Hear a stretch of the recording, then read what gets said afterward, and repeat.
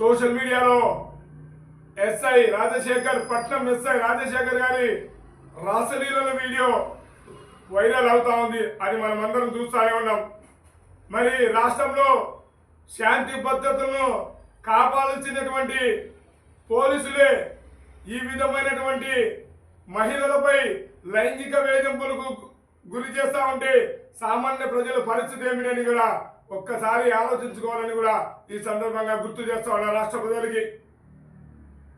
సత్యసాయి జిల్లా ఎస్పీ గారిని జేబీలో భారత్ నుంచి ఒకటే డిమాండ్ చేస్తా ఉన్నాం. పట్నం ఎస్ఐ రాజశేఖర్ ఏదైతే గిరిజన మహిళ న్యాయం కోసం తమ స్టేషన్కి వెళ్తే ఆ మహిళకి భయాందోళనకు గురి చేసి వేధింపులకు గురి చేసినటువంటి కామంతుడు ఎస్ఐ రాజశేఖర్ ని వెంటనే విధుల నుంచి సస్పెండ్ చేసి శాశ్వతంగా డిస్మిస్ చేయాలని జేబీరావు భారత్ నుంచి డిమాండ్ చేస్తా ఉన్నాం.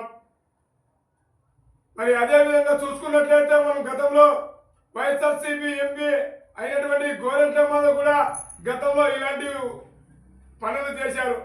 మరి గోరెంట్ల మాధవ్ తర్వాత మరొక గోరెంట్ల మాధవ్ అనడానికి నిదర్శనమే పట్నం ఎస్ఐ రాజశేఖర్ వీడియో కాల్. సాటి మహిళని గౌరవం ఇవ్వాల్సినటువంటి బాధ్యతలు మర్చిపోయి ఇవాళ కామంతో కళ్ళు నెత్తికెక్కి ఈ విధంగా గిరిజన మహిళపై లైంగిక వేధింపులు గురి చేయడం ఎంతవరకు న్యాయమని కూడా జైబీరావు భారత్ నుంచి హెచ్చరిస్తాం.